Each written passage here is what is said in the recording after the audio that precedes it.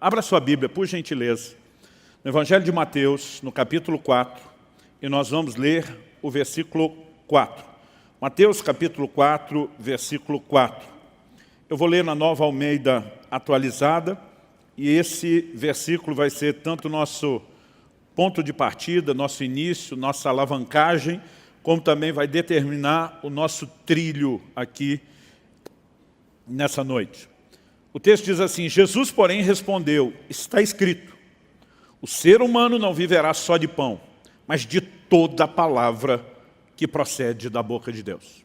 Eu gostaria que você repetisse essa parte onde Jesus cita uma porção das Escrituras do Velho Testamento. Especificamente, nós estamos falando a respeito de Deuteronômio 8:3.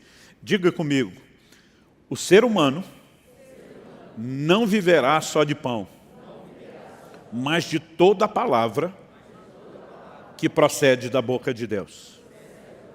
Amém. Vamos orar. Meu Deus, suplicamos graça, favor, direção do Teu Espírito Santo nessa noite. Oramos que a Tua palavra fale e cale nos nossos corações. Oramos que mais do que provocar a mente, a razão, o pensamento, enquanto argumentamos e refletimos juntos, que o Senhor acesse o coração, que o Senhor produza não só entendimento espiritual, mas despertamento, porque queremos corresponder contigo e com a Tua palavra. Oramos por graça e favor, oramos pela ação do Teu Espírito no coração de cada um daqueles que ouvem a Tua palavra, de maneira que ela, de fato, a Deus, cumpra o seu propósito.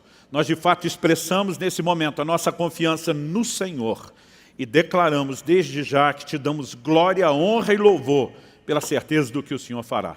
Em nome de Jesus. Amém. Bom, o tema da minha mensagem hoje é uma pergunta: fome de quê?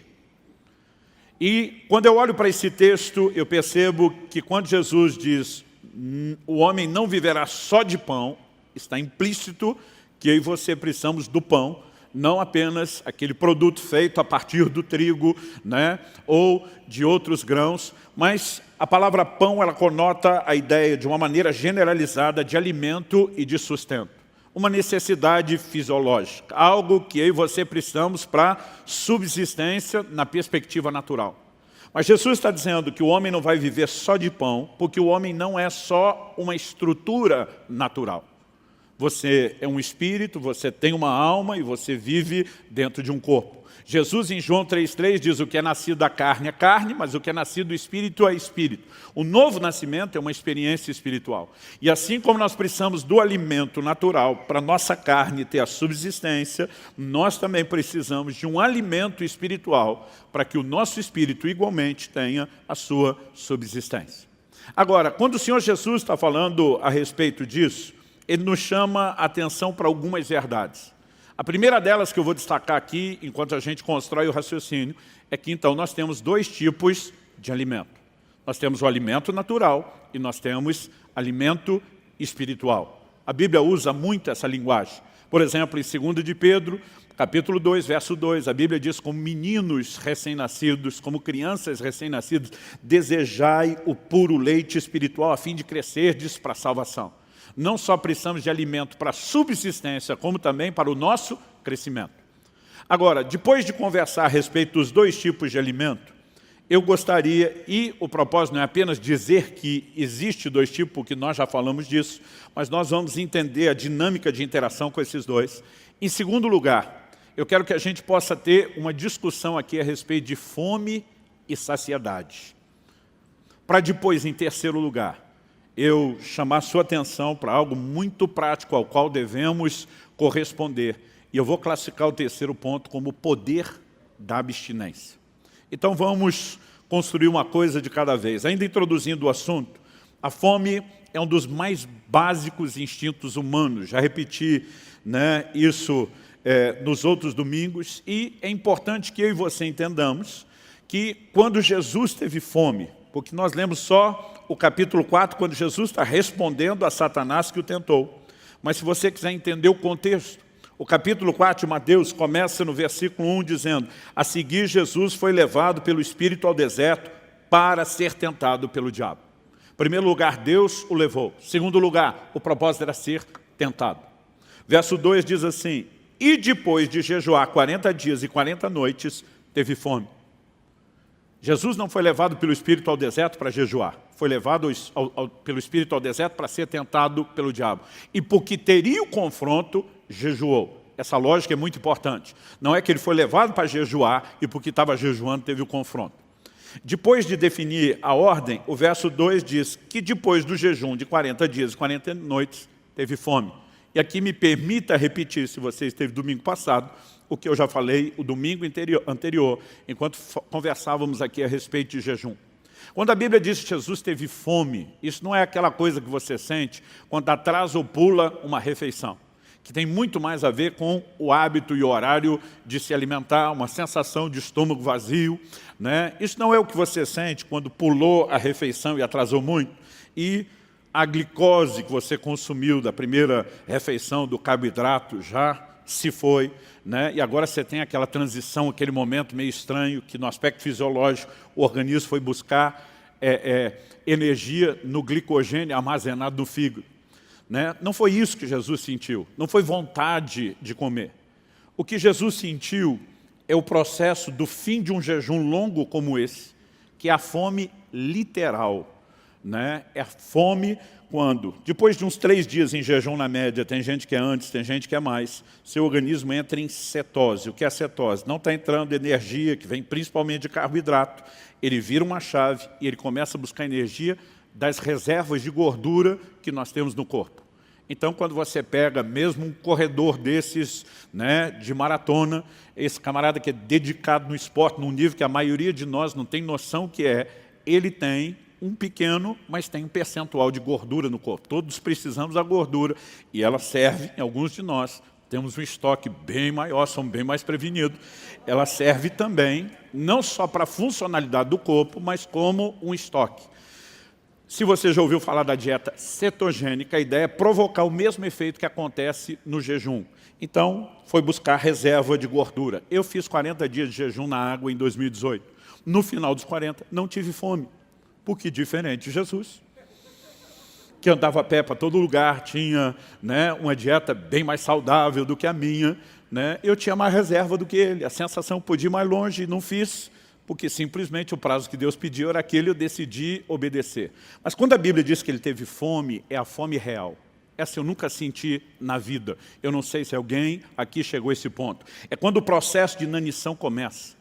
É quando agora que não tem mais reserva de gordura, o organismo vai consumir tecido, vai comer músculo, vai, né, se autoconsumir. E aqui nós temos o que nós podemos chamar do mais primitivo dos nossos instintos sendo despertados. Então, se quando você tem vontade de comer algo que já pode servir de tentação, tenta imaginar alguém que chegou nesse nível. Isso aqui é o nível do desespero.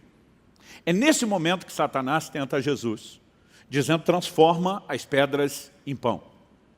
A Bíblia fala de pessoas que chegaram a esse extremo, em períodos de fome, de crise, de escassez de alimento, onde quando os filhos morreram, os pais chegaram a comer a carne do corpo dos filhos. Se isso já nos choca hoje, tenta imaginar para a cultura dos povos antigos, que tratavam como muito mais sagrado essa questão do corpo, do enterro, né? Isso significa o quê? Que no momento de fome, muito, né, daquilo que são os padrões de valores desaparecem, porque as pessoas ficam dispostas a fazer qualquer coisa. É nesse momento que Jesus foi tentado. Então, assim, dizer que ele venceu uma proposta de comida é diminuir e muito aquilo que ele de fato passou. Aliás, nós precisamos pensar mais do que isso. Satanás não está apenas oferecendo comida. Comida é a maquiagem, porque ele quer explorar uma necessidade natural, fisiológica do corpo. Aqui não é só um desejo carnal, era um momento de necessidade, mas ele apenas maquiou. O que Satanás quer é a mesma coisa que ele fez lá no Éden com Adão. A Bíblia nos mostra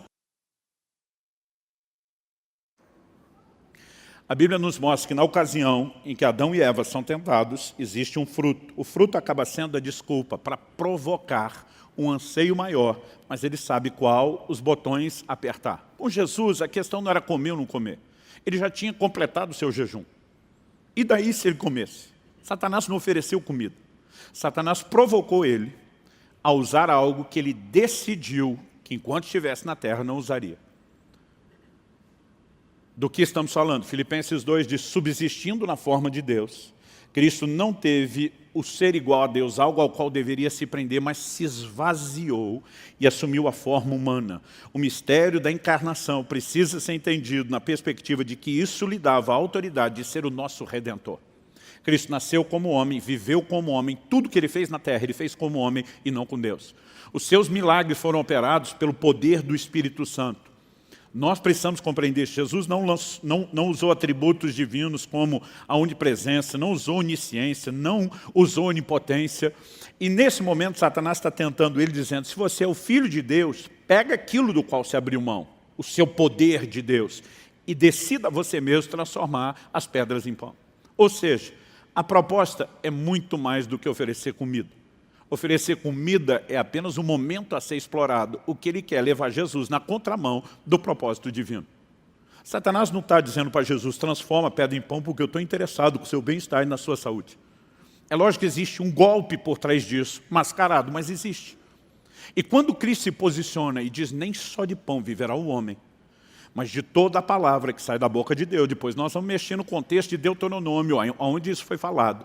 Jesus não está só dizendo, olha, mais importante do que dar pão para o meu corpo natural, é que eu como a palavra de Deus para o meu espírito. Se embora a palavra de Deus, quando eu e você lemos, meditamos, estudamos, é considerada alimento, nós precisamos entender que o conceito de alimento aqui é maior do que apenas uma leitura bíblica. Daqui a pouco eu vou explicar melhor isso.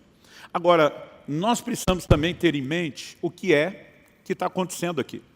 A palavra de Deus se refere a Jesus, em 1 Coríntios capítulo 15, a palavra de Deus se refere a Jesus como sendo o último Adão.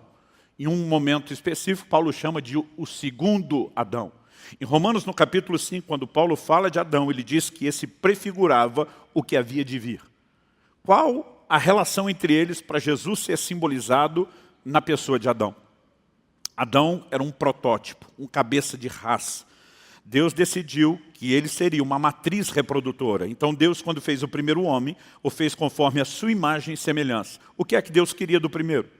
Que sendo uma matriz reprodutora, todos os outros que viessem a partir dele reproduzissem a mesma imagem que Deus colocou ali. Tanto que Deus deu a ordem, cada um reproduza segundo a sua espécie. A questão é que antes de começar a reprodução, o homem pecou. Romanos 5,12 diz, por meio de um só homem entrou o pecado no mundo, através do pecado a morte passou para todo mundo. Esse protótipo passou a estar deformado, o molde foi comprometido e toda a reprodução em série deu ruim, como a gente diria. Quando Cristo vem, ele não vem apenas perdoar os pecados da linhagem de Adão, que agora já nasce em pecado. Ele vem para ser um novo cabeça de raça, para formar uma nova linhagem que manifeste a imagem de Deus, o que era o plano original desde o início. Agora, tanto o primeiro como o último Adão foram tentados. A diferença é que o primeiro Adão cedeu à tentação. Em que área? Comida. Onde Jesus primeiro foi tentado, comida. Mas por trás da comida, nos dois casos, o que Satanás queria era a desobediência. Enquanto o primeiro desobedeceu e gerou filhos para a desobediência, o segundo ou o último, porque depois dele não será necessário o outro. Ele obedeceu e ele veio para gerar um DNA e um código de obediência em cada um de nós. Então, por trás dessa palavra ou desse acontecimento, tem muito mais do que eu e você imaginamos. E, ao discutir o assunto, eu quero que a gente pense algumas coisas. A primeira delas, a fome, ela é usada na Bíblia de forma alegórica, muitas vezes para expressar um profundo anseio ou necessidade por algumas coisas. Assim como no natural, a fome nos dirige, a gente consegue ficar obcecado e dar valor àquilo que é a necessidade. No plano espiritual, muitas vezes essa linguagem é usada para falar a respeito de algo que não apenas nos dirige, não apenas nos motiva, mas nos leva a dar valor e trabalhar em prol daquilo. Então, observe algumas expressões bíblicas. Salmo 42, 2. O salmista diz, minha alma tem sede de Deus, do Deus vivo. Quando irei, me apresentarei diante da face de Deus? Palavras de Jesus agora, Mateus capítulo 5, verso 6. Bem-aventurados os que têm fome e sede de justiça, porque serão saciados. João capítulo 6, versículo 35. Eu sou o pão da vida. Quem vem a mim jamais terá fome, e quem crê em mim jamais terá sede. Aqui eu e você começamos a entender que o desenho de fome ou de saciedade não se limita ao que é natural, como eu vou explorar daqui a pouco em segundo lugar. Mas ao falar dessa questão dos dois tipos de alimento, o que eu e você precisamos entender é que o Senhor Jesus não só diz que tem alimento natural, que é essencial para a subsistência do corpo, e tem alimento espiritual, que é essencial para a subsistência do espírito, mas na verdade, o propósito de Jesus ao destacar essas coisas, e aí nós vamos percebendo ao longo do seu ensino de forma progressiva, é nos mostrar que isso aqui, que não é errado, pode em algum momento concorrer com esse outro aqui do plano espiritual. E aqui que talvez a gente precise começar a desenvolver uma mentalidade de cuidado.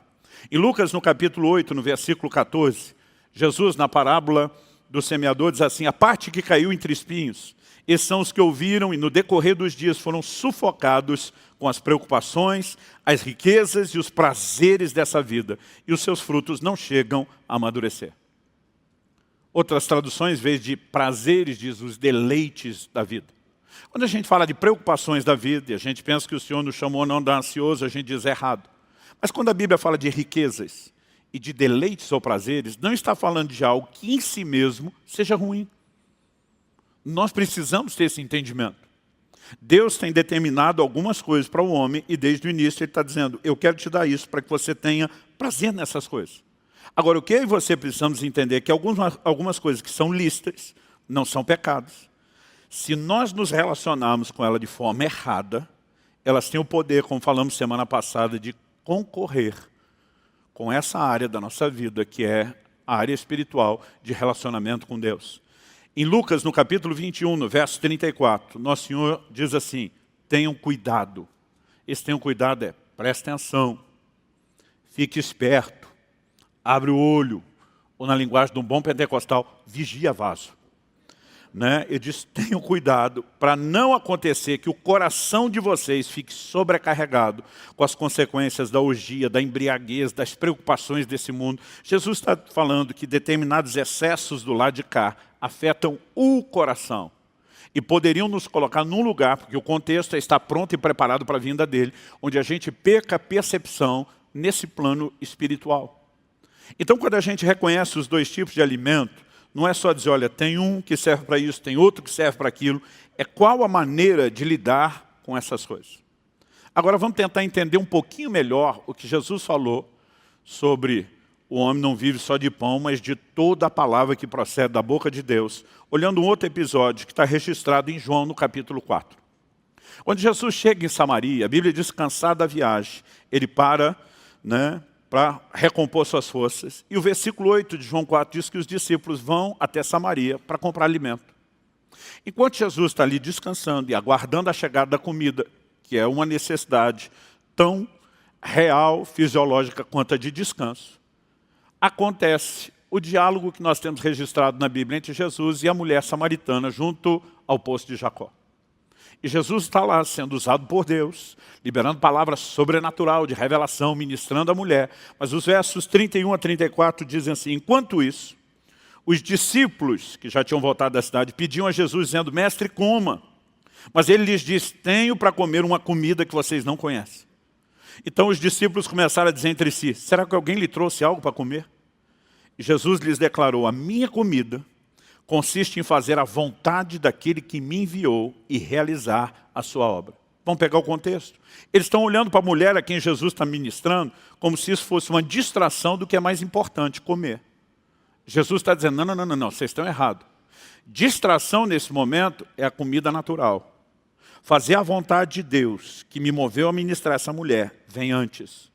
Quando Jesus diz: nem só de pão viverá o homem, mas de toda a palavra que sai da boca de Deus, não é apenas você ler Bíblia e alimentar. É você obedecer à vontade que Deus sinaliza por meio da sua palavra. Então nós precisamos entender esse desenho. E Jesus está dizendo: nesse momento, não é só o tempo comendo, mas o nível do foco que vocês dão, ele diz, vai perturbar vocês. Jesus diz: levante os olhos de vocês. Veja os campos brancos para a colheita. O que é que ele está dizendo? Em outras palavras, contextualizando, usando uma linguagem contemporânea, ele está dizendo: para de olhar para o próprio umbigo. O Senhor diz, vocês estão tão focados em vocês e nessas necessidades naturais que vocês não conseguem enxergar a necessidade dos outros. Então nós percebemos algumas verdades aqui. Primeiro, deixa eu destacar. Isso não faz do alimento em si algo errado. Em 1 Coríntios, capítulo 6, se não me engano, verso 13, Paulo diz, Deus fez o estômago para os alimentos e os alimentos para o estômago. Quando Deus criou o homem, ele disse, vocês podem comer de todas as árvores, menos dessa. Depois do dilúvio, Deus ordena que os homens comam também carne. Quando estamos falando de alimentação, nós precisamos entender que não é só algo legítimo. Nós podemos pensar além desse nível. Em Deuteronômio, no capítulo 8, no versículo 10, guarde esse endereço, Deuteronômio 8, porque eu vou mexer muito em Deuteronômio 8 aqui. Deus diz assim, através de Moisés para os israelitas que estavam indo para a terra prometida. Ele diz, vocês comerão, ficarão satisfeitos e louvarão o Senhor seu Deus pela boa terra que lhes deu. Deus está dizendo, vocês vão entrar num lugar de fartura. E a hora que vocês comerem e se fartarem, vocês vão dar glória a Deus. Eu não sei você, mas tem comida que eu como, que eu agradeço antes e depois.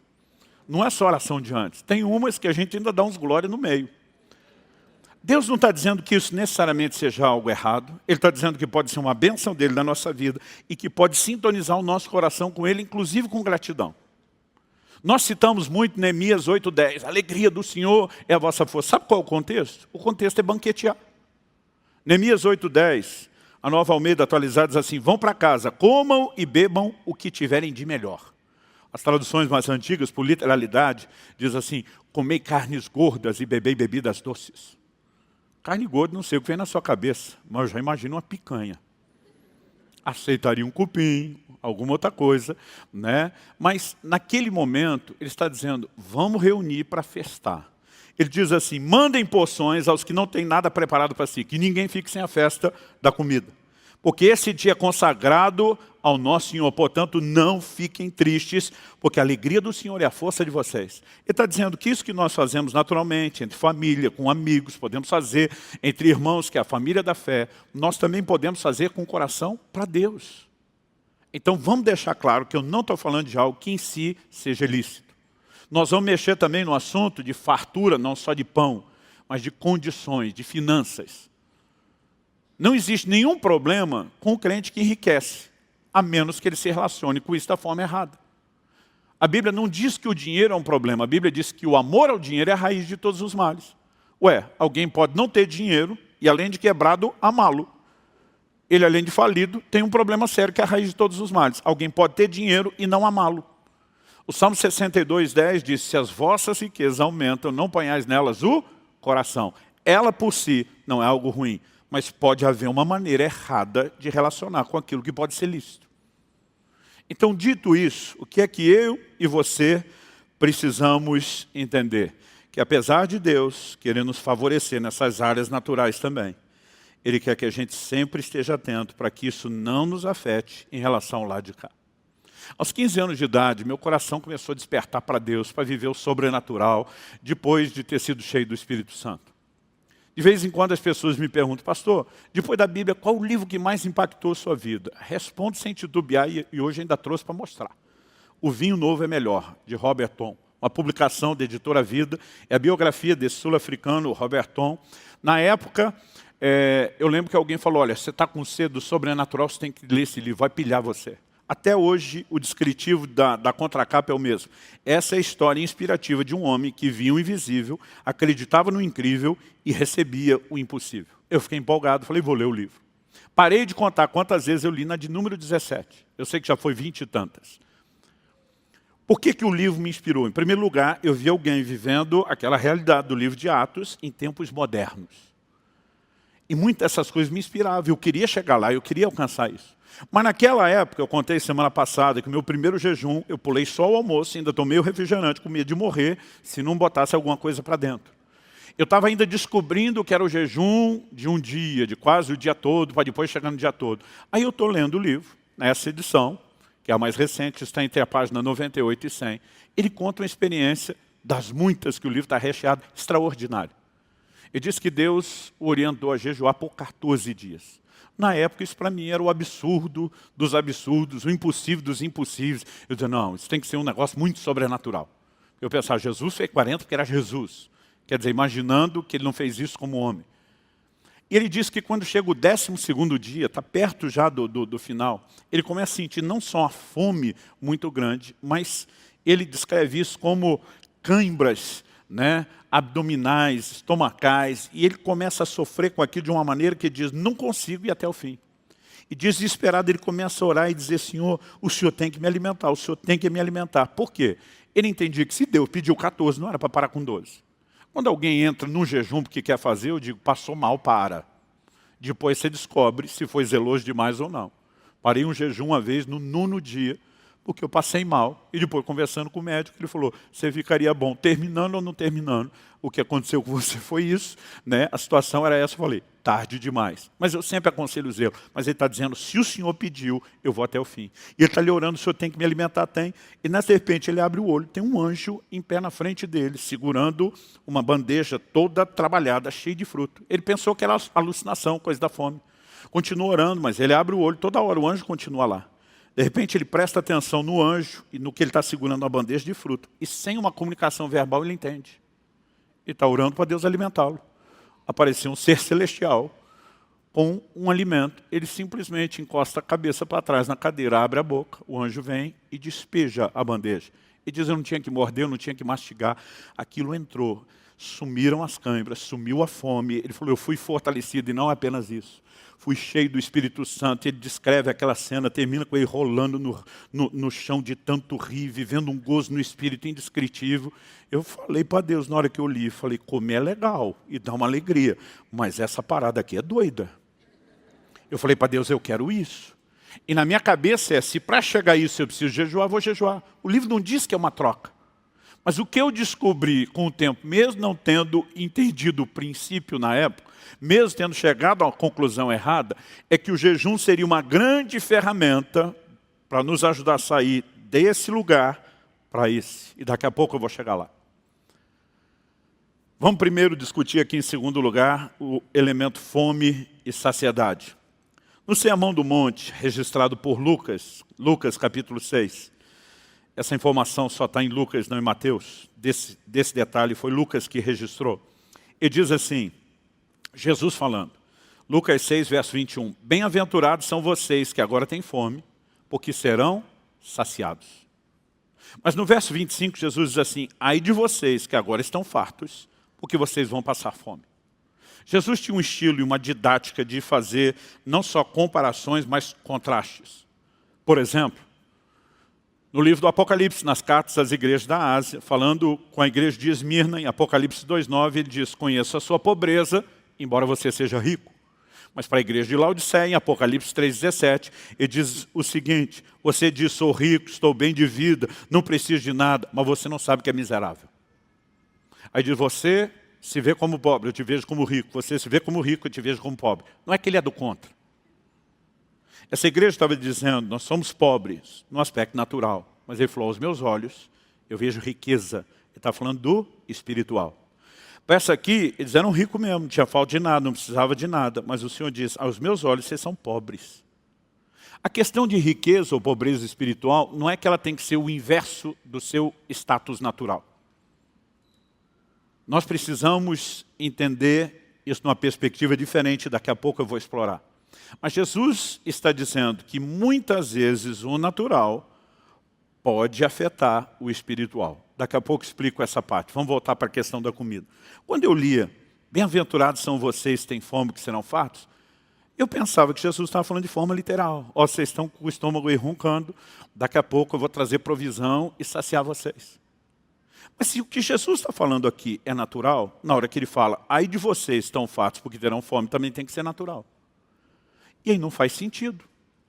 Porque Jesus está dizendo, está com fome, eu te recompenso com comida. Mas ele vira para o que está do estômago cheio, e você, eu te amaldiçoo com fome. Qual é a culpa de alguém estar farto? O próprio Deus, em alguns momentos, diz, vocês vão comer, vão se fartar. Estar farto não é necessariamente algo errado. Até porque se a gente pensar desse jeito, Jesus criou um loop sem fim. Bem-aventurado vocês estão com fome, porque serão fartos. Agora, a hora que ele está saciado, ele vem para o lado de cá. Diz, agora, ai de você que está saciado, mesmo que eu tenha te saciado. Você vai ter fome. A hora que ele tem fome, ele volta para o lado de cá. Se você olhar só a perspectiva natural e não entender que o jogo de palavras, fome e saciedade, no ensino de Jesus, às vezes remete mais a questões espirituais do que naturais, nós vamos ter um problema. Ele olha para esse povo e pode ser que ele explorou a fome literal. Na segunda multiplicação de pães, Jesus falou, estou com compaixão da multidão. Faz 3 dias que eles estão comigo sem ter o que comer. Se eu despedi-los agora, vão desfalecer pelo caminho, não vão aguentar. Muitos ia fazer uma viagem longa. Esse povo estava com tanta fome de Deus e das palavras de Deus, que muitas vezes não estava preocupado nem com o alimento. É para essa turma que Jesus olha e diz, essa fome espiritual será honrada com saciedade espiritual. Mas ele vira aqui e diz, ai de vocês estão fartos. Ele não está falando do estômago. Ele está falando de uma alma cheia. Cheia do quê? De bobagem, de porcaria, de doce e chocolate que a criança comeu antes do almoço. E a hora que chega a hora de comer a refeição correta, não tem interesse. Alguns anos atrás, eu recebi a ligação de um amigo, um pastor amigo, pregador. Ele estava pregando em Santa Catarina, ia pregar em São Paulo, estava fazendo o trajeto de carro, ele me liga e diz, amigo, vou passar por Curitiba, mas pelo tempo de viagem, o compromisso que eu tenho, eu não posso parar. Mas nós decidimos almoçar em Curitiba, o grupo que está no carro. E se você conseguisse me encontrar na churrascaria tal, na rodovia, eu ficaria muito feliz de poder te dar um abraço, te ver. Não sei como está o seu tempo. Falei, amigo, você me pegou num dia que dá para ajeitar as coisas. Me diz o horário, vocês vão estar lá. Falei, olha, nós estamos em tal lugar, estamos imaginando que mais ou menos 1 hora a gente chega. Era perto de 1, perto de 2, eu estava lá. Cheguei, dei um abraço nele, nos amigos, sentamos, começamos a conversar, e eles estão comendo. E chegou uma picanha ajeitada. E aí os caras disseram, você quer uma picanha? Não, obrigado. Não come com a gente, não, obrigado. Aí falou, desculpa, está jejuando? Falei, não. Falei, então por que você não quer a picanha? Falei, maluco, quando tu me ligou, eu já tinha comido, até quase sair pelas orelhas. Pensa no almoço não foi normal, pensa no almoço estava bom, e eu comia até mais do que devia. Eu estou tão satisfeito que eu olho para esse negócio, não me empolga. Qualquer outro momento talvez me empolgaria, mas agora que eu estou de barriga cheia, não. Por que eu estou dizendo isso? É o mesmo exemplo de quando nossas mães não deixavam comer antes da refeição. Se você se enche de alguma coisa, você não vai ter apetite para outra coisa, ainda que essa seja mais importante e necessária. Quem está entendendo, diga amém. Quando a Bíblia fala a respeito disso, ela pode nos mostrar, e aqui nós vamos entender que nós não vamos falar só de fartura de comida, de todo tipo de fartura. A fartura tanto pode ser bênção, como pode nos enredar se nós não soubermos lidar com essas questões naturais. Quando Jesus diz para uma igreja, olha, você é pobre, mas é rica, e a outra diz, você é rica, mas é pobre, ele não está dizendo que vai sempre nos considerar pelo status invertido. Alguém pode ser pobre material e pobre espiritual. Alguém pode ser rico material e rico espiritual. Mas o que eu e você precisamos entender é que às vezes uma condição pode contribuir com a outra. Como? Vamos entender algumas verdades e a gente precisa voltar para o bendito Deuteronômio 8. Eu citei antes o verso 10, vocês comerão, se fartarão, louvarão a Deus. Mas se a gente continuar a leitura de Deuteronômio 8, e eu quero pegar agora do verso 11 ao 14, que é a continuação exata de Deus dizendo, vou dar comida farta, vocês vão se alegrar nisso, vão bendizer meu nome. Na sequência, no verso 11 a 14, Deus diz, tenham cuidado. De novo ele está dizendo, presta atenção, abre o olho, fique esperto, vigia vaso. Tenham cuidado de não se esquecer do Senhor seu Deus, deixando de cumprir seus mandamentos, os seus juízos, os seus estatutos, que hoje lhes ordeno. Espera aí, Deus, o Senhor está dizendo que acabou de abençoar esse povo, que eles se fartaram com a sua bênção, estão felizes até te louvarem, e agora eles podem te esquecer? Como? Vamos continuar lendo.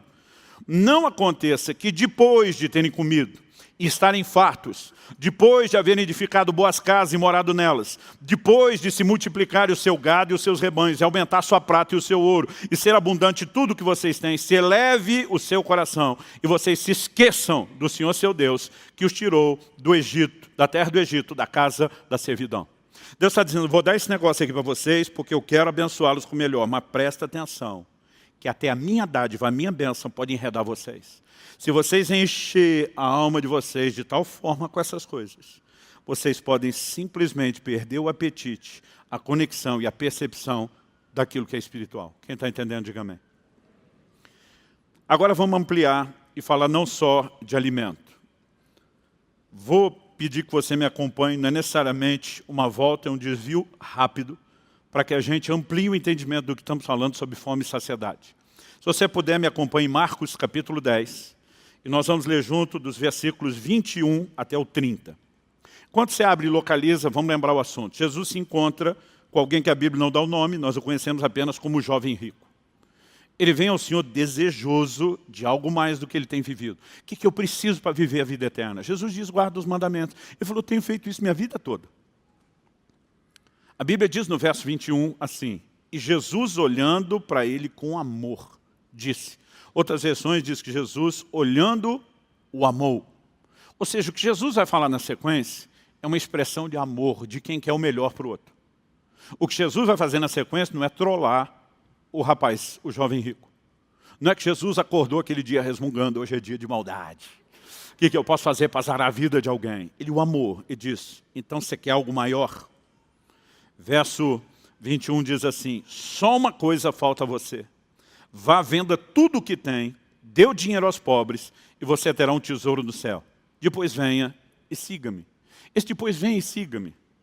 Jesus está dizendo, mais do que só você alcançar a vida eterna e o que o seu coração almeja e tem fome, eu vou te chamar para um privilégio maior. Eu quero que você venha ser um dos meus discípulos. Não sabemos se esse convite o incluiria no número dos 12, num grupo como dos 70, mas é um convite diferenciado. Só que o verso 22 arremata a história assim, ele, porém, contrariado com essa palavra, retirou-se triste, porque era dono de muitas propriedades. Basicamente, ele olha para Jesus e diz, eu queria esse negócio, mas não tanto quanto eu quero esse. E essa outra coisa se revelou tendo o poder de exercer controle sobre ele. Quando o rapaz vai embora triste, como quem diz, não dou conta, isso não está na minha alçada. Jesus faz disso um momento didático, o verso 23 diz, então Jesus, olhando ao redor, disse aos seus discípulos, como é difícil para os que têm riquezas entrar no reino de Deus. Muitas vezes a gente finge que essa frase não existe, não está no Evangelho, mas foi proferida por Jesus. O verso 24 diz, os discípulos estranharam essas palavras, como eu e você muitas vezes lendo a Bíblia estranhamos. Mas Jesus insistiu em dizer, tipo assim, não vou deixar passar batido ou desapercebido. Jesus volta a reforçar. Mas Jesus insistiu em dizer-lhes, filhos, como é difícil entrar no reino de Deus, é mais fácil um camelo passar pelo fundo de uma agulha do que um rico entrar no reino de Deus. Quando Jesus bota essa ênfase, como os discípulos reagem? Verso 26 diz, eles ficaram muito admirados, dizendo entre si, sendo assim, quem pode ser salvo? Jesus, olhando para eles, disse, para os seres humanos é impossível, contudo não para Deus, porque para Deus tudo é possível. Então Pedro começou a dizer-lhe, eis que nós deixamos tudo e seguimos o Senhor. Jesus respondeu, em verdade lhes digo que não há ninguém que tenha deixado casa, irmãos e irmãs, mãe, pai, filhos ou campos, por minha causa e por causa do Evangelho, que não receba já no presente, agora, nessa vida, 100 vezes mais, casas, irmãos e irmãs, mães, filhos, campos, com perseguições, e no mundo por vir, futuro, receberá a vida eterna. O que é que nós podemos aprender dessas lições que Jesus propôs aqui, que combinam com o que nós estamos falando de fome ou saciedade, ou que ampliam o nosso entendimento? Primeiro vamos explorar a origem do que Jesus classificou como a dificuldade dos que têm riqueza de herdar o reino de Deus. Jesus não está falando de algo que é da parte de Deus. Não é que Deus olhou para o pobre e falou, tu já sofreu bastante, vou facilitar a tua vida. E olhou para o rico, falou, eu vou implicar contigo e vou dificultar. Romanos 2,11 diz que Deus não faz acepção de pessoas. A Bíblia nos orienta a não fazer distinção, acepção de pessoas, inclusive dá exemplos de não tratar diferente o rico do pobre. Isso não é para desmerecer o pobre em relação ao rico, também não é para desmerecer o rico em relação ao pobre. E Deus não mandaria eu e você fazer alguma coisa que Ele mesmo não faça. Então, a dificuldade não é causada por Deus. Logo, conclui-se que a dificuldade vem de onde? O rico dificulta a si mesmo e a sua entrada no reino de Deus. Agora, a pergunta a ser feita é como ou por que ele dificulta. Mas para chegar lá, vamos primeiro fazer uma distinção entre dificuldade e impossibilidade. Onde Jesus bate nessa tecla, os discípulos dizem, quem é que vai salvar no final das contas? Jesus diz, isso é humanamente possível, mas para Deus tudo é possível. Jesus está dizendo que o rico tem diante de si não é uma impossibilidade, senão nenhum rico seria salvo. Jesus falou que nós temos é dificuldade. Agora, a dificuldade é humana, a possibilidade vem de quem? De Deus. Jesus está dizendo que para Deus tudo é possível. Se esse rico se posicionar, Deus possibilita ele para que ele vença a sua dificuldade. Então, dificuldade do homem, possibilidade de Deus. Dito isso, vamos continuar. Qual outra lição? Por que, então, muitos ricos têm dificuldade? Porque eles satisfazem sua alma com as riquezas e já não há apetite para aquilo que é espiritual. Foi por isso que o jovem rico diz, não dou conta. Ele diz, eu sinto falta de alguma coisa, mas isso aqui me preenche mais do que o Senhor está me oferecendo. Aí você vai entender em Lucas 12, quando Jesus fala a respeito de um rico insensato, e naquela alegoria que ele propõe, esse cara diz, vou destruir meus celeiros, vou fazer outros maiores. Olha o que Lucas 12, 19 diz. Jesus fala assim, é o rico falando, Jesus cita, então direi a minha alma. Com o que ele está falando? Consigo mesmo, mas especificamente com a sua alma. Então direi a minha alma, você tem depósito muitos bens para muitos anos, descansa, coma, beba e aproveite a vida. Eu vou dizer para a minha alma, aproveita, desfruta que essas coisas te enchem. Nós precisamos entender que muito dessa abundância no natural, seja fartura de comida, de bens, de conforto, podem gerar um nível de satisfação que, ao mesmo tempo, nos impeçam de reconhecer a verdadeira fome, o verdadeiro anseio que deveria nos levar para o lugar certo. Quando a gente considera isso, o que é que nós precisamos focar? Não só o problema, não é só falar do veneno, mas qual o antídoto, qual o remédio? Na hora que os discípulos entendem, eles replicam, nós largamos mão de tudo para te seguir. Abandonamos tudo. Não titubeamos com esse camarada fez. E aí que Jesus diz, em verdade, versos 29 e 30, ele diz, em verdade lhes digo que não há ninguém que tenha deixado, vou resumir aquela lista com tudo, e diz que não receba já no presente, depois ele diz no mundo por vir, ou seja, temos bênção e recompensa agora, teremos bênção e recompensa depois, e diz que não receba no tempo presente 100 vezes mais casas, irmãos e irmãs, mães, filhos, com perseguições, tem gente orando pelos 100 vezes mais, mas não está pedindo a parte da perseguição, e diz, e no mundo por vir receberá a vida eterna. Jesus não está dizendo que se você abrir mão das coisas aqui, é um passe livre garantido para a vida eterna.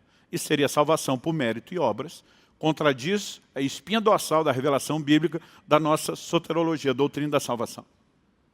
Jesus não está dizendo que abrir mão do que é natural garante a entrada. Ele está dizendo abrir mão do que é natural. Abre os seus olhos para que você valorize o que é espiritual.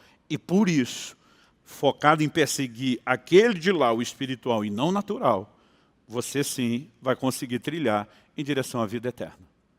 Quem está entendendo, diga amém. Agora, se eu e você compreendemos esse desenho, aí nós precisamos entender essa renúncia que os discípulos fizeram e impuseram sobre si mesmos. Isso me leva ao meu terceiro e último tópico da mensagem, que é o poder da abstinência. Eu quero continuar em Deuteronômio 8. Eu citei Deuteronômio 8:10, vocês comerão, se votarão, louvarão seu Deus. Depois de 11 a 14, todo cuidado para que essas coisas não nos desconectem. Mas isso tudo é parte de um contexto que começa lá no início do capítulo. E se você puder, abra a Bíblia e me acompanhe em Deuteronômio capítulo 8, versículos 2 e 3. Aqui nós temos uma chave importante. Neles, Jesus diz assim, lembrem-se de todo o caminho pelo qual o Senhor, seu Deus, os guiou no deserto durante esses 40 anos. É Deus no comando, é Deus guiando. Agora ele diz, para humilhar vocês, para pôr vocês à prova, para saber o que estava no coração de vocês, se guardariam ou não os seus mandamentos. Agora ele repete a questão da humilhação e diz, ele humilhou vocês. Você pode repetir isso comigo? Diga, humilhou. Moisés continua falando da parte do Senhor e diz, ele os deixou passar fome. Você pode repetir isso comigo? Diga, passar fome. Mas ele diz também assim, ele os sustentou com o maná que vocês não conheciam e nem o pai de vocês conheciam. Aí ele adiciona aqui um indicativo de propósito. Para quê? vocês compreendessem que o ser humano não viverá só de pão, mas de tudo o que procede da boca do Senhor. Esse é o texto que Jesus citou lá. Não dá para a gente falar de Mateus 4 sem mexer em Deuteronômio 8. Agora, vamos entender aqui. Moisés está dizendo, Deus, o mesmo Deus está guiando vocês, está interessado no melhor de vocês, que vai levar vocês para uma terra que mana leite e mel. Antes de introduzi-los na fartura, primeiro ele provou o coração de vocês na humilhação e na fome. Eu falei no primeiro domingo do mês que Deus não nos prova para saber quem somos, Ele sabe tudo. Deus nos prova para que a gente saiba quem a gente é. E deixa eu te dizer, a provação tem o poder de trazer à tona o que realmente está dentro de nós. Agora, antes de explorar esse assunto, que eu volto daqui a pouco, Jesus está dizendo que todo esse propósito de humilhação, de fome, de certas privações, era para gerar uma compreensão do valor do que está do lado de cá. Para que vocês compreendessem que o homem não vive só dessas coisas. De vez em quando ele está dizendo, Deus tem que te ajudar a dar um perdido numa dessas áreas, para que você consiga entender esse outro aspecto do lado de cá, que é o espiritual. Então, o maná, muitas vezes, quando ele diz, o homem não vive só de pão, mas do que procede da boca de Deus, ele está falando do maná. Jesus interpreta o maná como uma figura da palavra de Deus, do pão espiritual.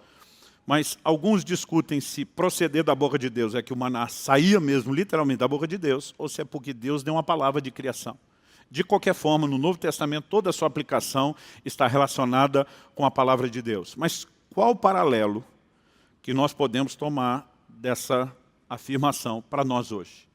Considerando que Paulo diz aos Coríntios que tudo quanto foi escrito, diz aos Romanos, tudo quanto foi escrito, para nosso ensino foi escrito.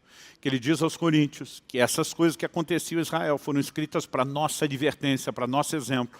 O que é que nós podemos tomar aqui como paralelo? Quando eu falo do poder da abstinência, nós precisamos entender que existem determinados prazeres que são lícitos. Não estamos falando de pecado e coisa ilícita. Isso aqui nem deveria ser cogitado. Agora, quando falamos de coisas lícitas, tem coisas que Deus deu que não é pecado. Por exemplo, no livro de Eclesiastes, Deus fala para o homem, goza a vida com a mulher que você ama. Deus, desde o início, quando Deus abençoou o homem com a esposa, Ele está dizendo, quero que você curta o negócio. Em 1 Coríntios, no capítulo 7, Paulo escreve, dando uma instrução aos casados. Primeiro ele diz, cada homem tem a sua própria esposa, cada esposa tem o seu próprio marido, porque qualquer relação sexual fora do casamento, a Bíblia classifica como imoralidade. Isso tem levado alguns ao longo do tempo a dizer o sexo é ruim, é sujo, é nojento, é pecaminoso. Não, se feito fora do padrão de Deus, dentro do casamento, é uma bênção de Deus. É uma dádiva e é para deleite. Porque a Bíblia determina uma frequência que não é só para reprodução, como alguns tentam insinuar. Então Deus está dizendo, eu quero que vocês tenham deleite, é um deleite legítimo. Paulo diz, o marido não tem domínio sobre o seu corpo e sim a esposa, vice-versa. Qual é a ideia? Ele chega no versículo 5 e dizer, não vos priveis um ao outro. Ele está dizendo, um não tem direito de boicotar o outro. A festa tem que rolar com intensidade na vida do crente. E tem que ter avivamento nessa área também. Acredite ou não, isso é bíblico. Mas quando ele diz, não vos priveis um ao outro, ele diz, a não ser, aí não é atitude de boicote. Ele diz, a não ser, talvez, de comum acordo e por um pouco de tempo. Então ele está dizendo, isso aqui não é regra, mas é exceção. A exceção cabe onde? Os dois entraram num acordo. Não é estilo de vida, não é permanente, é um período. E para quê? Ele diz, a fim de vos dedicardes à oração. Pastor, o senhor está dizendo que o casal, que tem o avivamento normal do dia a dia, não pode orar? Não. Eles vão orar e vão ter resposta. Mas aqui Paulo está falando de um nível mais profundo, uma dedicação. Entrar no lugar mais profundo. Ele diz, algumas vezes, viver os deleites do plano espiritual requer a gente dar um tempo nos deleites lícitos. Não é porque eles são errados, mas porque muitas vezes encheram, fizeram tanto a nossa alma que nos desligam da percepção do lado de cá. Quem está entendendo, diga amém. Então isso é uma abstinência autoimposta. O casal pode se dedicar, queremos ter um tempo melhor na presença de Deus. Quando a gente começa a enxergar isso, e é por aí que o jejum entra, nós precisamos entender que ao longo da história, Deus sempre trabalhou esses conceitos. Esse é um exemplo. Em Números, no capítulo 6, Deus propõe e regulamenta o voto do nazireu. A palavra nazar, traduzida como nazireu, significa consagrado. Esse camarada queria se dedicar a Deus num nível diferenciado. Então ele se autoimporia algumas privações e abstinências. Não podia cortar o cabelo, não podia ter contato com o morto e nem enterro da família. Mas não podia beber nada que nem comer nada que viesse da uva. Significa que a uva tem algum problema espiritual, te amaldiçoou? Não. É porque era uma das coisas prediletas na cultura alimentar daquele povo. Deus está dizendo, você vai abrir mão de um deleite específico. Não é um sacrifício que você fez que te faz merecedor de algo. Ao abrir mão desse deleite, você está cultivando uma mentalidade. A verdadeira dimensão de prazer não está aqui no natural. Ela está aqui no Deus que eu estou me consagrando para buscar. Isso aqui nos ajuda a criar uma cultura, uma mentalidade de dizer, eu não me satisfaço com isso aqui. Isso aqui não é tudo que Deus ofereceu para mim. Eu estou disposto a abrir mão desse, para nunca abrir mão desse outro do lado de lá. Quem está entendendo, diga amém. Números capítulo 30. Deus instituiu uma lei regulamentando os votos. O que era o voto? Era algo que a pessoa fazia para afligir a alma. Não é porque ia melhorar a vida dela no natural. Ela ia, por meio de um voto, se impor uma restrição, uma privação, uma abstinência. Por que é que Deus falava dessas coisas? Porque Ele está dizendo, em algum momento, até aquilo de bom que eu ofereço a vocês, pode, de alguma forma, se você empolgar e encher demais sua alma com isso, quando chegar aqui, você, de repente, vai se perceber sem apetite ou sem percepção. E aí que nós precisamos entender a disciplina, ou o que eu vou chamar a prática, ou a cultura do jejum. Jejuar não é um sacrifício que você faz, Deus olha e diz, que impressionado com você, tu merece uma benção. Não há moeda de troca. Não há barganha. Senhor, te dei isso, e o que o Senhor vai me dar agora? Já que eu passei fome. O jejum no contexto bíblico não tem a ver com isso. Quando Deus fala sobre os israelitas, Ele diz assim, Ele humilhou. Ele fez vocês passar fome, humilhou vocês. Há uma associação na Bíblia entre jejum e humilhação. Salmo 35:13, Davi diz, eu humilhava a minha alma com jejum. Daniel 10:12, o anjo diz para ele, desde o início do jejum, ele se retrata ao período, desde que você dispôs o coração a se humilhar diante de Deus. A palavra jejum às vezes aparece na Bíblia, não com essa definição, mas como afligir ou humilhar a alma. É um momento de humilhação. Outro dia uma pessoa falou para mim, não, pastor, eu não gosto de jejuar porque eu não me sinto bem. Falei, alô, quem é que se sente bem jejuando? A gente jejua para mortificar a carne, para afligir a alma, não é para sentir bem. É só para lembrar que nossas gratificações não estão nesse plano natural e terreno. A Bíblia diz que Deus os fez passar fome. O jejum não vai fazer o quê? Outro dia eu falei, não, pastor, eu não jejuo porque eu passo fome. Eu falei, criatura, a palavra nesteia, traduzida do grego no Novo Testamento como jejum, o ne é um negativo. Estio, que é as duas palavras emendadas e conjugadas, é privação de comida. Falei, jejum é isso, é passar fome. Mas de vez em quando falo, não, pastor, eu não jejuo porque daí eu peco. Falei, como é que é? Não, eu fico muito irritado. Eu falei, o jejum não faz você pecar. O jejum expõe quem você é. Em algum momento no jejum prolongado, ele vai tirar o melhor de você. Mas antes disso, ele vai expor o pior de você. Eu fiquei impressionado. Um livro que me empolgou muito para jejuar, ao longo do tempo, principalmente jejuns prolongados, é O Poder Secreto da Oração e do Jejum, de Mahesh Chavda. Esse cara fez 30 vezes jejuns de 40 dias. Pensa num cara que tem autoridade para falar. Ele conta de uma ocasião, onde no meio do jejum longo, ele levou uma fechada no trânsito.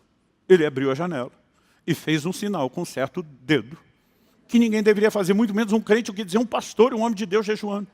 E dizia o pior, ele falou, eu nunca fiz isso na minha vida, mas eu fiz o dia que eu estava jejuando. E o jejum tem a capacidade de expor e denunciar aquilo que está dentro de você. Gente, eu não quero parecer, quando a gente conta aqui que fez jejum longo, que o pastor sempre funcionou. Outro dia um falou, não, pastor, eu fico frustrado, porque muitas vezes não aguento jejum. Eu falei, eu te dou uma lista maior do que a sua, dos que eu não aguentei. O jejum revela o que te controla. E muitas vezes nós vamos descobrir que a comida exerce um controle sobre nós maior do que nós imaginamos. De que a necessidade de prazer e gratificação carnal é maior do que nós imaginamos. Quando você ainda falha sozinho, você abafa o caso. Mas quando você fala em grupo? Eu, quando morava em Guarapuava, no início do meu ministério pastoral, chamei toda a liderança, meus discípulos próximos, pastores de outra cidade, falei, todo mundo, 3 dias no mato, enfiado no jejum e oração. E a gente tinha uma mania besta naquela época, de moleque imaturo, de ficar provocando o outro, principalmente no segundo dia do jejum. Que quem não passou o processo de desintoxicação antes sofre. Aí naquela hora a gente começava, imagina agora um frango assado. Meu Deus! Aí o outro dizia, imagina uma pizza de frango catupiry, meu Deus! Aí o outro imagina, e não, a gente está naquela brincadeira besta, porque nós estamos no meio do mato. Não tem a geladeira para um cair, não tinha nada. A gente estava literalmente, né, numa fazenda, numa casa assim, vazia, e naquele momento nós estamos, vamos brincar à vontade, ninguém vai ter problema. Até que um fala assim, imagina agora um x-salada do Lagoa Lanches. Nem existe mais, mas na época era o top. Quando o cara falou isso, ninguém falou, meu Deus. Foi um silêncio. Quando eu vi aquele silêncio, falei, entrou. Essa pegou todo mundo. Aí deu uns minutos, todo mundo quieto. Aí um levanta e fala assim, olha, se alguém quiser buscar, está aqui a chave da minha caminhonete. Tinha chovido, a gente não conseguia nem sair com os carros porque atolava. Mas era o único que estava de caminhonete. Falou que está aqui a chave da minha caminhonete, 4x4. E eu dou o dinheiro, banco de todo mundo. Eu levantei e dei um sermão em todo mundo. Falei, vocês são um bando de carnal. Nós viemos aqui jejuar, buscar Deus. Já não basta brincar com comida. Agora, vocês, em vez de defender o jejum, ouve o cara falar isso, fica tudo quieto, todo mundo baixando a cabeça, envergonhado. Aí, depois que eu dei a bronca todo mundo, eu parei e falei, mas tu tá falando sério? Aí ele não sabia se era uma pegadinha. Falou, tô. Falei, me dá a caminhonete, o dinheiro, quem busca sou eu. Nem eu aguentei, irmãos. A hora que eu vi que tinha uma saída, que o negócio estava fácil, caiu a casa no segundo dia. Todo dia alguém falou, pastor, vocês foram embora? Eu falei, não, o jejum é no terceiro dia. Foi um jejum de 2, um jejum de 1. Mas não foi de 3. Eu posso te contar um monte. Mas a questão é que nós precisamos aprender a crescer. E que Deus, às vezes, permite que essas coisas venham à tona para a gente ver o que é que nos controla. E quando você entende que o jejum tem o poder de humilhar, de passar fome, e com isso trazer à tona, ele, na verdade, não é necessariamente algo ruim. Pode ser ruim no início, mas ele pode nos conduzir a algo bom. Qual era a lição final? Compreender que o homem não vive só de pão, mas de toda a palavra que sai da boca de Deus. Você imagina se eu e você fossem desesperados pelo alimento espiritual, como nós somos controlados pelo natural? Você consegue imaginar o nível de cristianismo que eu e você viríamos? É por isso que eu estou perguntando hoje, fome de quê? Só que a razão pela qual muitas vezes nós não conseguimos ter essa fome que deveria do lado de cá, é porque a gente encheu a alma de um monte de porcaria. Agora preste atenção, não estou falando que as pessoas têm tendência aos extremos. Então tem aqueles que pregam o evangelho, onde tudo é tão espiritualizado que você não pode ter nenhum prazer. Tem aqueles que pregam o evangelho, onde Deus só quer abençoar, te dá isso aqui, parece que o outro lado não é importante. A maturidade exige um certo equilíbrio. E nós precisamos entender como Deus lida conosco. Quando eu tinha 39 anos de idade, 10 anos atrás, um dia eu estava tendo uma conversa com a minha mulher, eu falei, meu amor, eu tenho um projeto até os 50 anos, que é importante que você saiba. O projeto é meu, não é da família, mas é importante que você saiba. Eu falei, até os 50 anos, vou me dar uma motona daquelas. Não é uma motinha, uma motona. Dessas custam, ajeitadas. Falei aquilo porque eu tinha visto um monte de amigo mais velho que eu, chegando perto dos 50, parece que é uma necessidade de se divertir. Diz que o homem vai crescendo, só muda os brinquedos, né? Amadurecer, que é bom. Aí falei para ela, resolvi. Ela me olhou e falou assim, por que esperar até os 50? Por que não aos 40? Falei, mulher, eu gosto de você. Falei, nunca pensei nisso, eu tinha planejado por 50. A conversa morreu ali, esqueci o assunto. Uns dias depois eu estava orando, o Espírito Santo falou assim comigo, você tem sacrificado mais do que eu te pedi. Desde a sua adolescência, você não se limitou a sacrificar só o que eu te pedi. Você está sacrificando coisas que eu nem queria que você sacrificasse. Eu levei um susto. Falei, normalmente o senhor reclama do contrário. Da falta, não do excesso de dedicação. O Espírito Santo falou assim comigo, viva mais. Eu quero que você aproveite mais algumas dessas coisas naturais. Aquele negócio parece que explodia minha cabeça. Eu falei, se o senhor realmente está falando sério, eu tenho crédito. Lembrei da conversa com a minha mulher. Falei, quero uma motona. Mas falei para Deus, não me dê o dinheiro. Se o Senhor der o dinheiro, vai para missões. Minha prioridade é outra. Me dê a moto. Aí eu vou entender que o Senhor queria me dar. Vou usufruir esse negócio sem culpa. E vou entender que o Senhor deu junto um certo seguro espiritual. Porque o trem é meio perigoso. Vou fazer minha parte, não vou abusar, mas eu vou contar também com a sua, não só com a minha. Gente, não deu 3 meses. Aparece um camarada, gente comigo depois, mas não conheci, de outra igreja. Pastor, eu preciso fazer uma pergunta para o senhor. Falei, pois não. O senhor está orando por uma moto? Falei, por que é que você quer saber? Eu normalmente não gosto de entregar ouro. Ele falou, porque Deus me mandou te entregar uma moto. Eu fiquei meio revoltado. Falei para Deus, você dá para dar moto, vou dar para o meu pastor, não o pastor da igreja dos outros. Ele falou, inclusive, fui dar para o meu pastor. Ele falou, primeiro, eu não quero, não vou andar. Segundo, Deus mandou dar lá, você obedeça. Ele falou, isso para mim não é pessoal, filho, não vou comparar. Vai lá, atende o que Deus está falando, ou pelo menos vai checar. Aí quando ele soube que de fato eu tinha feito uma oração, falou, é sua. Eu falei, mas não é motinha, que se for motinha eu não quero. Eu pedi para Deus uma motona. É dessas custas? Ele falou, é, pastor, uma Suzuki Intruder, 1.500 cilindrada. Falei, é nóis. Mandei botar 2 alforjezão de couro, um de cada lado, um atrás. Passei uns 4 anos montado aqui falando em língua, gente. Você não tem noção. Deu prazer aqui, me aumentou aqui, não me roubou. Agora, 4 anos depois, quando a gente começou a fazer as reformas aqui, Deus me disse, oferta a moto. Falei, tá de brincadeira. Eu nunca fiz questão, eu não queria. Agora que eu gostei, o senhor pede. Por que você acha que Deus faz essas coisas? Deus olha para Abraão e diz, vou te dar um filho. Abraão crê, empolga, recebe o filho. Quando nasceu o filho, agora Deus diz, me dá o filho de volta. Bipolar? Não. Deus olha e diz, Abraão, mesmo quando eu te abençoar, não quero que nenhuma bênção te gere tamanho apego e satisfação, a ponto de eu perder o lugar mais importante. E Deus não está falando isso porque é carente, ele não precisa de nada. É porque ele sabe que é esse nível de relacionamento com ele que nos preenche. Ele diz, me dá o filho de volta. Abraão diz, é seu, está aí. Deus diz, também não quero, pega de volta você. Eu só queria o lugar. Quem está entendendo? Falei para Deus, o negócio é o seguinte, estou te entregando, curti 4 anos, foi um treino. Falei, mas me prometi para mim, que até os 50 anos me dou uma Harley. Fiz 49, é menos de um ano, eu sou um homem de palavra. Então se eu ouvir um pá no estacionamento aí, daqui uns dias pode ser eu. Agora, qual é o lance, querido? Nós não podemos olhar para isso e dar valor demasiado. Quem está entendendo? Também não vamos criar um evangelho onde diga, não é para comer e se fartar. Deus diz, mas não é para me esquecer. E de vez em quando, para que isso não faça te esquecer, humilhação, fome. Agora você tem 2 caminhos. Você pode se embriagar com as bênçãos, como Noé fez, e Deus dizer, agora eu tiro para você acordar. Ou você, ao longo do caminho, de vez em quando, diz, eu me imponho certas abstinências, restrições e privações. Quando eu completei 18 anos de idade, eu estava num período de 2 anos que eu decidi não assistir filme. Nunca vou pregar para os outros, é pecado ver filme. Eu falei, o quê? Cada filme, em média, 2 horas. Em vez de eu ficar enchendo minha alma com essas porcarias, eu vou aproveitar esse negócio em Deus. E durante 2 anos eu não me permiti. Há momentos onde eu e você precisamos entender que tem coisas que Deus não precisa pedir. Se Ele pedir, não tem nem discussão. Mas que nós precisamos entender o poder da abstinência. Quando os discípulos estão dizendo, nós abrimos mão de tudo, isso precisa nos ajudar a entender o que Paulo diz em 1 Coríntios 7. Ele diz, tendo tudo, mas nada possuindo. Como alguém pode ter tudo e não possuir nada? Em primeiro lugar, Deus pode te permitir usufruir coisas que não são suas. Mas Ele também pode dar coisas que você olha e diz, eu tenho, mas não tenho. Não estou preso. Abro mão a hora que for. Meu coração não está nisso. Quem está entendendo? Então termino te perguntando mais uma vez, fome de quê? Diante dessa lição do deserto, eu e você podemos agir de forma diferente, depende do coração de cada um.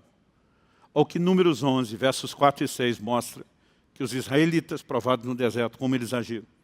A Bíblia diz assim, e o populacho que estava no meio deles veio a ter grande desejo das comidas dos egípcios. Também os filhos de Israel começaram a chorar outra vez, dizendo, quem nos dará carne para comer? Lembramos dos peixes que comíamos de graça no Egito. Que saudade dos pepinos, melões, dos alhos silvestres, das cebolas, dos alhos. Mas agora nossa alma está seca. Outra versão diz, nossa alma definha. E não vemos nada a não ser esse maná. Deus está dizendo, tirei isso tudo de vocês para compreender a importância do maná. Eles estão olhando essa desgraça do maná, nos roubou tudo aquilo. Porque tudo depende de como reage o coração. Aí você olha para Jesus, foi para o deserto, humilhação do jejum, fome. E quando termina numa fome que não era o desejo dele, fisiológico, o diabo diz, e aí, vamos pegar talho? O que importa é o que procede da boca de Deus. Sabe, se você conseguir imaginar que Jesus, mesmo cansado com fome, em Samaria, todo mundo dizendo, come, Senhor, de segura a onda. Isso não é mais importante. Fazer a vontade de Deus, que é você ver que ele era norteado pela fome espiritual e não governado pela natural. Essas coisas precisam fazer a gente pensar.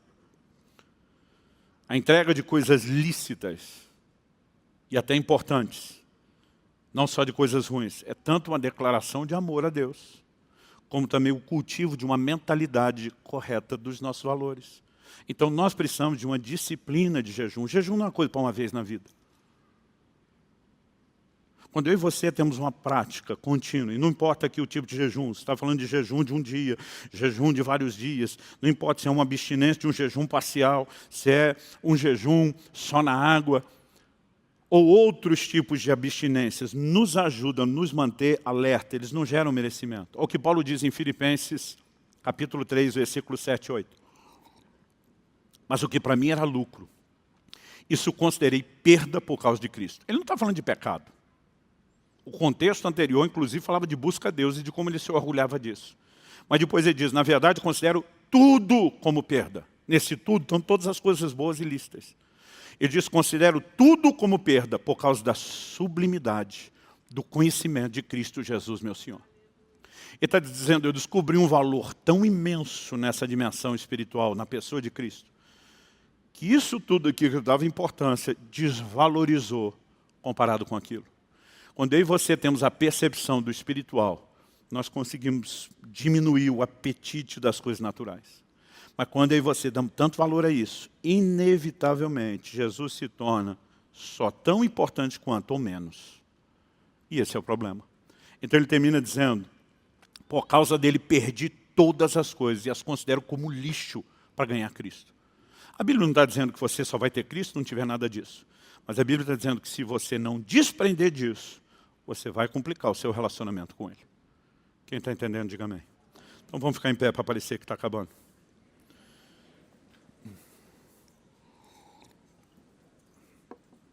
Agora que você ficou em pé, já pareceu que está acabando. E deixa eu terminar com um texto bíblico. Durante muito tempo eu citei, até nas minhas pregações aqui para vocês, Amós 8:11. Eis que vem dias, diz o Senhor Deus, em que enviarei sobre a terra fome, não de pão, sede, não de água, mas de ouvir as palavras do Senhor.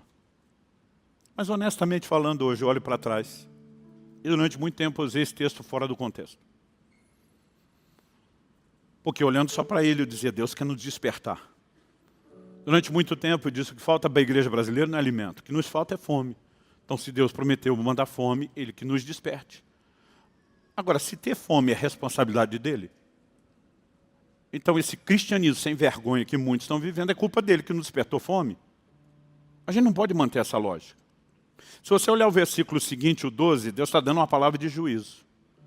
Depois de dizer que Ele envia fome, não de pão, sede, não de água, mas de ouvir a palavra do Senhor, Ele diz assim, andarão de mar a mar, de um extremo a outro, do norte ao oriente, correrão por toda parte, procurando a palavra do Senhor, que agora gerou fome neles, mas não acharão.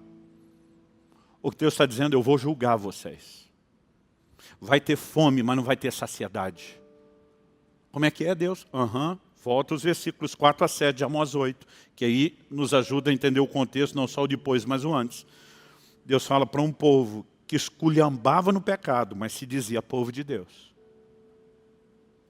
E aí, se você entende esse raciocínio do lado de cá, Deus está dizendo, vocês entupiram a alma de vocês com tudo aquilo que é contrário aos meus valores. Nunca respeitaram a fome. Agora eu vou ligar um botão para perceber a fome que vocês nunca perceberam, mas só para dizer, agora não dou. Vocês foram longe demais e perderam todas as oportunidades. O juiz não era a fome. O juiz era a incapacidade de alcançar a saciedade dessa fome. Isso nos leva a um outro lugar. Se essa turma, em vez de viver tanto tempo esculhambando no pecado, se empanturrando de porcaria, em vez da comida saudável, tivesse feito um posicionamento antes, não seriam julgados da forma como foram. Eu e você não precisamos que Deus envie fome, nós nascemos com fome dele. No nosso ser espiritual, o centro de gravidade é outro, a gente tem dito. Atrai e puxa para cima. Nós já falamos aqui que a carne concorre com aquilo e tenta nos amarrar num centro de gravidade que puxa para baixo. Eu e você só temos a responsabilidade de tirar o entulho dessas coisas que engodam, que enganam a nossa alma, o nosso coração, para que a gente desperte e floresça naturalmente com essa fome. Algumas décadas atrás, Leonard Ravenhill, autor de um clássico da literatura cristã moderna chamado Por que tarda o pleno avivamento, disse: o entretenimento tem se tornado o substituto diabólico da verdadeira alegria. Isso que décadas atrás, quando ele falou, nós não surfávamos na internet, que nem hoje, não tinha seriado para maratonar, e ele já assistia esse caos. Muitos de nós decidimos acreditar que os prazeres e a grande satisfação está aqui. Deixa eu te dizer uma coisa. O casamento foi uma das coisas mais extraordinárias na minha vida, mas hoje eu entendo que só foi extraordinário, porque eu e minha mulher decidimos viver nesse lugar para nos encher de Deus. Isso aqui, você pode se esforçar e nunca ter uma realização. E muitos, mesmo servindo a Deus, pode assistir um casamento desmoronar, porque talvez o outro não quis. Significa que sua vida tem que acabar por isso? Não. Alguns podem alcançar dinheiro e prosperidade, mas a vida é cíclica e daqui a pouco você descobre que não tem mais nada disso. Nossa realização vai depender disso? Não. A Bíblia diz que na presença do Senhor, a plenitude de alegria, que a sua destra delícias perpetuamente. Eu acredito que a maioria de nós nunca entendeu ou viveu isso de forma profunda. Há um lugar de deleite aqui, que os homens e mulheres de Deus chegaram aqui, olhar para o outro lado e dizer, estou me lixando para vocês. É um Paulo e Silas, açoitado, preso, com os pés pendurados no tronco, dando glória a Deus, orando e adorando a Deus.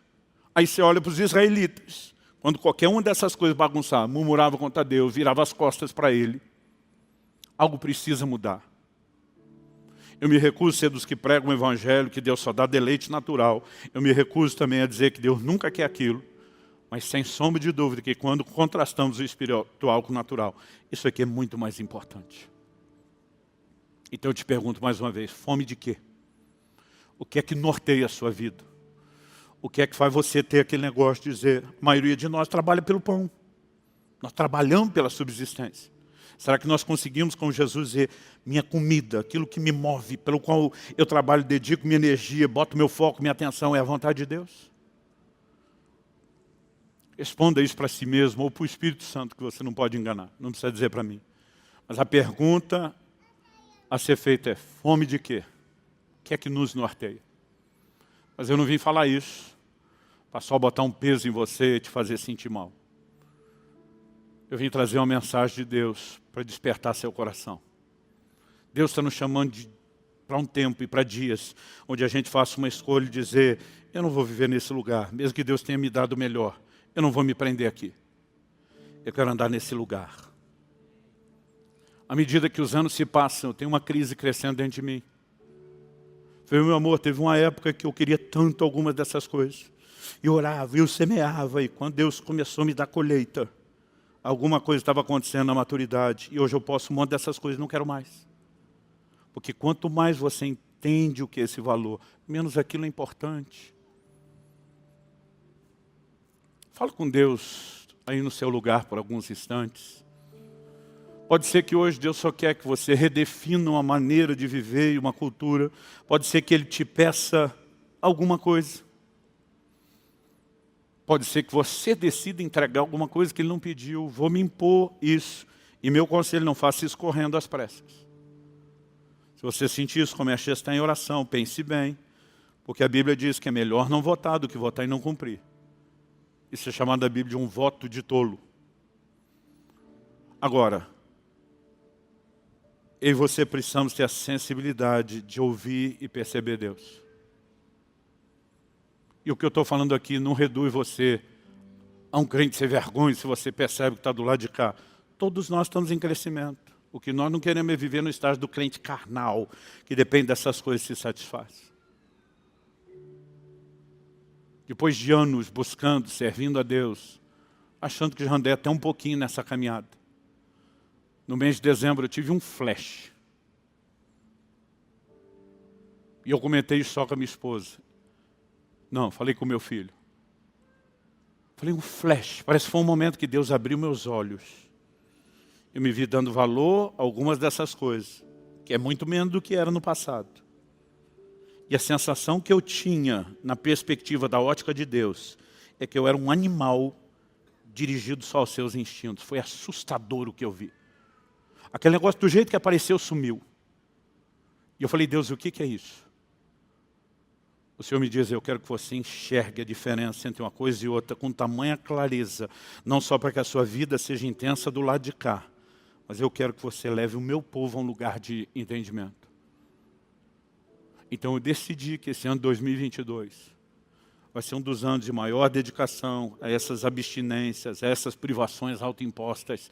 Não porque eu não posso ter isso, mas porque eu não sou louco de deixar isso aqui me cegar para o que Deus tem de melhor. E a boa notícia é que eu não caí sozinho, vocês vão cair comigo. Fala com Deus. Enquanto você ora, eu quero orar por você, mas não precisa ficar ouvindo minha oração. Espírito Santo, nós precisamos tanto do entendimento espiritual. E eu suplico nessa noite, abre os nossos olhos. Que assim como quando Ananias orava por Paulo, escamas caíram dos seus olhos, de forma que a visão lhe foi restituída. Abre os nossos olhos espirituais. Eu oro por cada um dos meus irmãos e irmãs. Eu oro por um toque do Senhor. Muito mais do que refletimos em verdades tão importantes. Eu oro que cada um saia desse lugar, debaixo de um toque de Deus. Eu oro que haja despertamento. Eu oro que haja uma santa provocação no íntimo de cada um de nós. E mais do que apenas ser provocados, eu oro que haja resposta, que haja correspondência. Queremos viver, ó Deus, não apenas um tempo específico ou alguns dias de avivamento. Nós queremos viver uma vida profunda no Senhor. E nesse momento, quando o Senhor nos convida, expressando não uma imposição que nos pune, mas um convite amoroso para que nós possamos te desfrutar mais e melhor. Nós queremos corresponder contigo. Ajuda-nos, Senhor, para que isso não seja apenas um momento emocional que termine com essa reunião, mas que algo possa nos alavancar e continue além desse momento. Nós clamamos em nome de Jesus. Em nome de Jesus. Em nome de Jesus, de Jesus, de Jesus, de Jesus, de Jesus, de Jesus, de Jesus, de Jesus, de Jesus.